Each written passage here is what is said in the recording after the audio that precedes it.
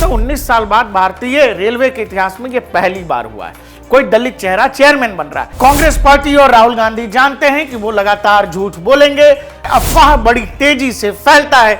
जब वहां के प्राइवेट सेक्टर में आईटी कंपनीज में बहुत बवाल हुआ तो कर्नाटक सरकार अपने फैसले से पीछे हट गई और हिंदुओं को जाति में बांटकर वोट लेना सबसे आसान काम है। तो राहुल गांधी जो खेल खेल रहे हैं ये एक खतरनाक खेल है और देश कहीं से भी इससे सही रास्ते पर जाता तो नहीं दिख रहा है। मेरे पीछे जो तस्वीर आपको दिखाई दे रही है वो सतीश कुमार है। अब आखिर सतीश कुमार में ऐसी क्या खास बात है, मैंने इनकी तस्वीर क्यों लगाई है, तो वो जान लीजिए कि ये नए रेलवे बोर्ड के नए चेयरमैन हैं। अब आप ये सोचेंगे कि भाई रेलवे बोर्ड के चेयरमैन तो बनते ही रहते होंगे या बदलते ही रहे होंगे, तो सतीश कुमार जी में ऐसी क्या खास बात है। तो खास बात यह है कि 119 साल के भारतीय रेल के इतिहास में सतीश कुमार जी पहले दलित चेयरमैन और सीईओ हैं और यही सबसे बड़ी बात है। जब देश में एक तरह का नैरेटिव गढ़ा जा रहा है कि इस देश में ओबीसी, एससी, एसटी इन सबको दरकिनार करके एक खास तबके, एक खास वर्ग को बढ़ाया जा रहा है और उनकी अनदेखी हो रही है, ऐसे में सतीश कुमार रेलवे बोर्ड के चेयरमैन तब बनाए जाते हैं। भारतीय रेल के इतिहास में कभी कोई दलित चेहरा चेयरमैन की कुर्सी पर बैठा ही नहीं।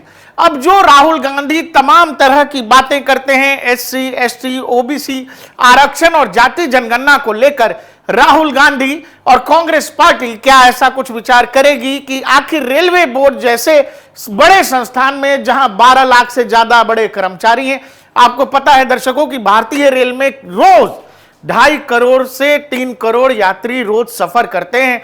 आपको यह भी पता होगा कि दुनिया भर में करीब 150 देशों की उतनी आबादी नहीं है जितना भारतीय रेलवे रोज अपने यात्रियों को एक जगह से दूसरे जगह पहुंचाता है। भारत में सड़क हादसों के रूप में रोज करीब 400 से 450 लोग सड़क हादसों में अपनी जान गंवा देते हैं, लेकिन भारतीय रेलवे जब रोज 2.5 करोड़ से 3 करोड़ लोगों को एक जगह से दूसरे जगह ले जाता है, इसमें हुई छोटा से छोटा हादसा भी अखबारों की सुर्खियां और टेलीविजन न्यूज पर दिखता है और इसीलिए ये एक बहुत बड़ी जिम्मेदारी का पद है। और मैंने फिर आपको बताया कि जब देश में जाति वाली पॉलिटिक्स चल रही है, ऐसे में सतीश कुमार बनाए गए हैं क्या रेलवे बोर्ड के नए चेयरमैन। ये कोई पहली बात नहीं है। इसके अलावा जब आप मौजूदा सरकार में किसी भी सरकार का कामकाज और उसका रवैया नापना देखना होगा तो आप तो यही देखोगे ना कि भाई ये कर कैसे रहे हैं। क्या ऐसा है कि किसी खास वर्ग को ही जगह दिया जा रहा है या बढ़ावा दिया जा रहा है। तो जब आप मोदी सरकार के कामकाज को देखेंगे या मौजूदा सरकार और पिछली सरकारों को देखेंगे, जैसा मैंने आपसे कहा कि मौजूदा रेलवे के जो चेयरमैन बने हैं वो 119 साल बाद भारतीय रेलवे के इतिहास में ये पहली बार हुआ है कोई दलित चेहरा चेयरमैन बन रहा है। और ऐसे ही जब आप देखेंगे तो कोई महिला एसटी जो राष्ट्रपति बनी वो द्रौपदी मुर्मू के रूप में। इसके अलावा मौजूदा समय में अभी भी जब राहुल गांधी लगातार ओबीसी की मांग कर रहे हैं तो कांग्रेस सरकार की पुरानी जितनी भी लिस्टें हैं आप उठा करके देख लीजिएगा, आपको पता लग जाएगा कि कभी उतने मंत्री नहीं रहे जब मौजूदा सरकार में करीब 27 ओबीसी मंत्री हैं। इसके अलावा सीएजी के पद पर आपको एसटी मिलेगा और इसके अलावा सुप्रीम कोर्ट में पहली बार है कि 4 जज जो हैं एससी हैं। कांग्रेस पार्टी और राहुल गांधी जानते हैं कि वो लगातार झूठ बोलेंगे, झूठ का कोई सर पांव नहीं होता है, अफवाह बड़ी तेजी से फैलता है। सोशल मीडिया का जमाना है, आपने बोल दिया और आपने जो बोल दिया आपके समर्थक उसको सच मानते हैं, कोई उसको वेरीफाई नहीं करता है। और सबसे जरूरी बात यह है कि अपनी कही गई बात पर हमको सफाई भी नहीं देनी है। राहुल गांधी जी हैं, बोल दिया तो बोल दिया, उस पर सफाई कौन मांगेगा। राहुल गांधी खुले में कह गए कि भाई मिस इंडिया जो है वो कभी कोई एसटी ओबीसी नहीं बना या माइनॉरिटी से नहीं हुआ। अब सबसे जरूरी बात इसमें यह है कि मिस इंडिया का चुनाव कोई भारत सरकार नहीं करती है। मैंने लिस्ट निकाली है, मैंने कहा भैया मिस इंडिया की लिस्ट निकाली मैंने कहा देखता हूं। मैं कहता हूं देखो यार, अच्छा अब कहते हैं मिस इंडिया की लिस्ट निकाली मैंने। सुनो मैंने मिस इंडिया की लिस्ट निकाली, कहा ठीक है देखते हैं। मतलब माइनॉरिटी भी 90% में आती है मैडम, आप भी शामिल हैं। और आपको और शायद जो आपके साथ हो रहा है वो सबसे ज्यादा खराब है। मतलब आप पर तो डायरेक्ट आक्रमण हो रहा है, राइट?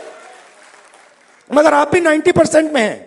बीजेपी के नेता तेजेंद्र बग्गा ने कुछ नाम सुझा दिए राहुल गांधी को कि ये जो लड़कियां हैं वो मिस इंडिया हुई और तब ये सब की सब माइनॉरिटी हैं। अब सवाल है कि राहुल गांधी को पता है कि उन्होंने जो कुछ किया है या अभी जो कर रहे हैं उसका फायदा उनको लोकसभा चुनावों में हुआ है, यानी झूठ और अफवाह का। आप बोलेंगे, खुले में बोलेंगे कि भाई 8500 रुपया आपको हर महीने मिलेगा, देना ना देना वो तो बात की बात है।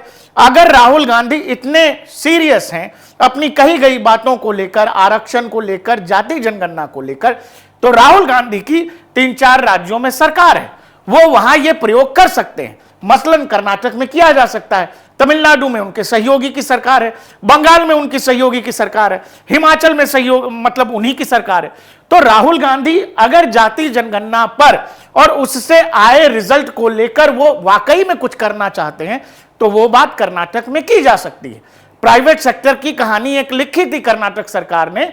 जब वहां के प्राइवेट सेक्टर में आईटी कंपनीज में बहुत बवाल हुआ तो कर्नाटक सरकार अपने फैसले से पीछे हट गई। राहुल गांधी को पता है कि वो जो कर रहे हैं उसका हो पाना या नहीं हो पाना ये बहुत मुश्किल है। वो ये भी जानते हैं ऐसा संभव नहीं है, लेकिन उनको ये पता है कि ऐसा करने से जो मेजर इस देश का बहुसंख्यक है वो जातियों में बटेगा। ये सबसे आसान काम है और हिंदुओं को जाति में बांटकर वोट लेना सबसे आसान काम है। जो लोग ये बड़ी आसानी से समझ जाते हैं कि ऐसा कभी हुआ नहीं और राहुल गांधी अचानक से इतने जागृत हो गए हैं कि उनको इस देश में जाति जनगणना करनी है। इससे पहले राहुल गांधी 2004 से सांसद हैं, 10 साल यूपीए की सरकार रही, राहुल गांधी को यह आइडिया कभी नहीं आया। इससे पहले इंदिरा के जमाने में, राजीव जी के जमाने में, इवन जवाहरलाल नेहरू तक को यह आइडिया कभी नहीं आया।